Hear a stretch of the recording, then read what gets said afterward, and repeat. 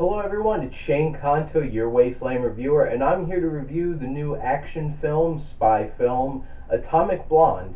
And I remember when this trailer came out, I was super excited. I thought this looked really cool and had a John Wick vibe, which it's from one of the directors of the first one and a producer who stayed on for the second one and who's also going to be doing the new Deadpool. So David Leitch does a fantastic job of putting this film together. Now, the one of the weaker points in terms of his directing, the storytelling is really cool and very it's very creative and how you go about hearing about this story. And it's basically through a debrief and how it cuts together and how you get all the pieces. Now, towards the third act, it gets a little sloppy and a little hard to follow and trying to tie up too many loose ends. But overall, I thought it was a really cool style of how to tell this story and to make it a little different than just straightforward boom, boom, boom, boom.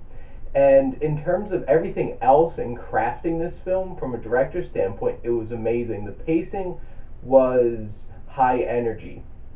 And even just the character interactions, not even just the action sequences, which in the 2 hour movie, there wasn't as much action as I thought there might have been, but the action set pieces were high energy, hard hitting, really getting you engrossed into those scenes and really making you feel everything.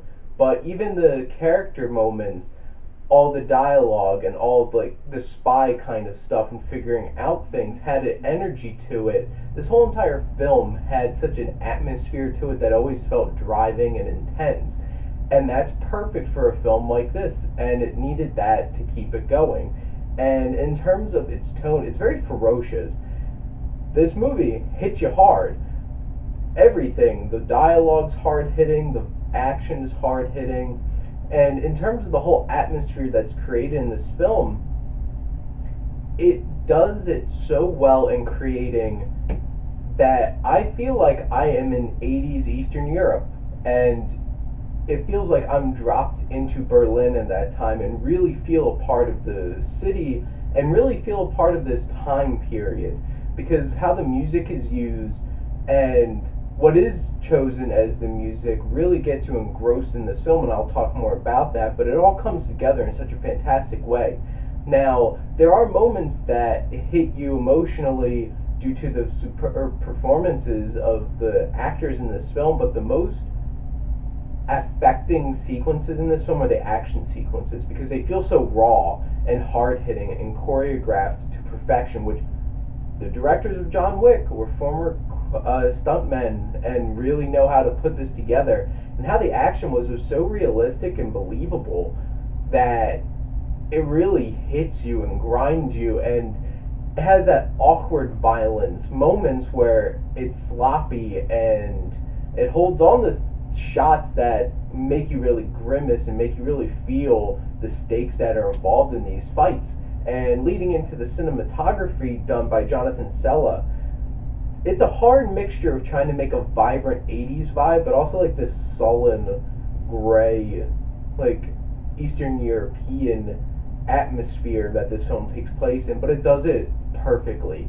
And it really balances those two together with the color choices. And usually a lot of people complain if the cinematography is too gray, it feels boring, but it's like you feel the dark gloominess of this city, and then it allows the different costumes and like the neon lights and stuff to just pop out so vibrantly, and it balances so well together.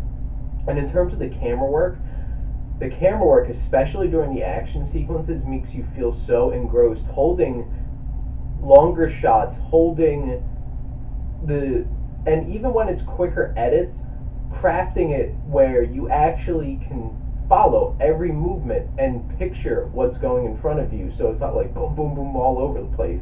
And if any of you have ever watched any of my reviews about any other action film, that's a big thing for me. I'm pretty snobbish when it comes to action, and this film makes me so happy because they do the action in such an amazing way.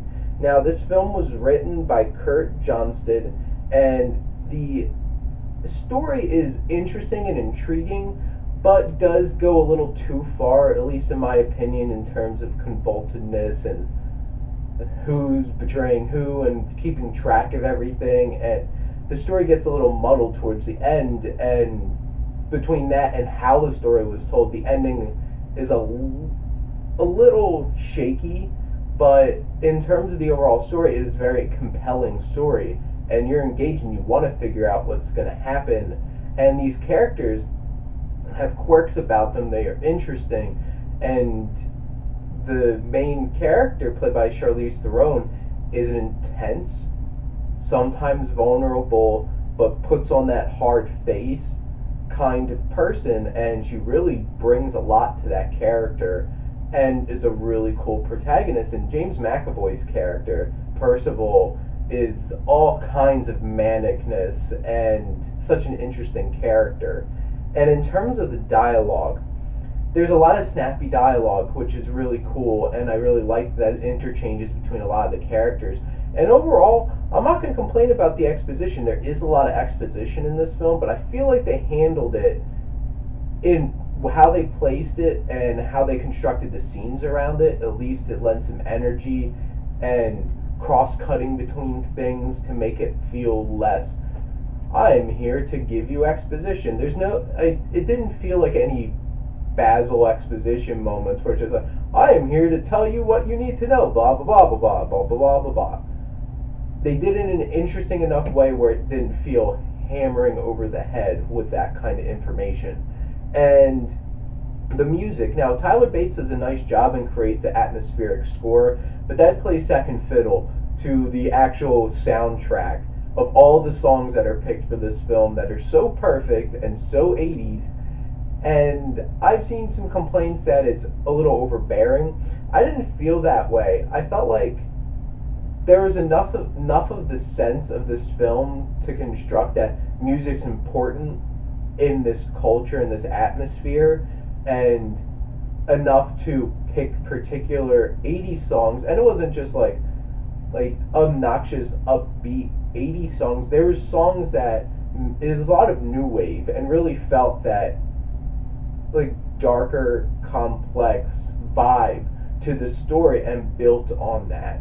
And I think that the soundtrack worked very well, and the songs that they picked worked very well, including one particular David Bowie song that was also used in Inglourious Basterds, Cat People, and I thought it was used perfectly to introduce a particular character in this film. Now, in terms of the acting, Charlize Theron knocks it out of the park. She's able to do so much with a character that she needs to put on a face and be, and you could just tell the intensity.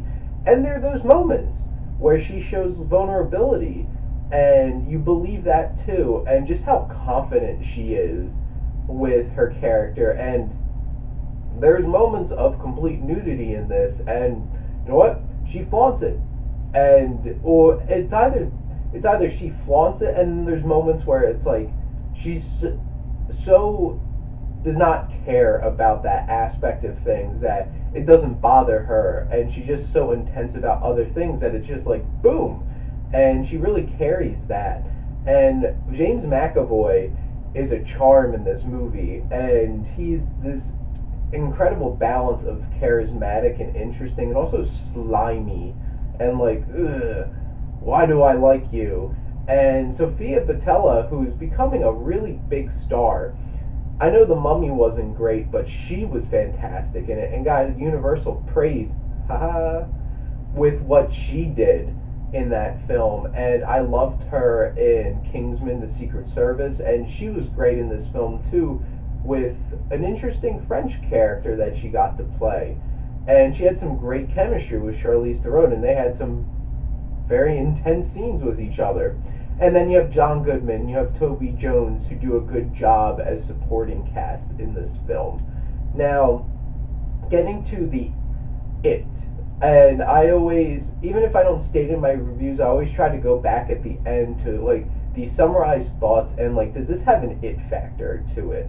What does this film stand as? And honestly, this film stands along with John Wick and John Wick Chapter 2 and Mad Max Fury Road as really feeling like a new era that is also retro of action today and really bringing in truly great action movies, which I've been disappointed with straight up action movies for a long time. The majority of them have been superhero movies, and that's what's overtaken. And ever since like the Bourne movies, everything needs to be shaky cam and quick edits, and it finally feels like that trend is changing, and people are really enjoying truly masterfully crafted action sequences that are awesomely choreographed and you can see everything in front of you. And this is a cool new age action film that's one of the best action movies. It's really up there. It's not as high for me as John Wick or John Wick Chapter 2 and Mad Max Fury Road, but this movie really feels, and this movie is important because it shows how badass a female lead can be in an action movie and can do all those things that other action stars do, because she uses sex for her advantage to get in closer with people. She kicks some serious ass. She carries herself. She's emotionally detached a lot of the time, and it really shows that she, like, that can work, and that makes me really happy. And honestly, this would have been a cool movie either way. If that was written as a male character, it would have been a cool character, and Charlize Theron owned it. And I'm going to give Atomic Blonde, along with a big, you better go out and see this movie, an A minus.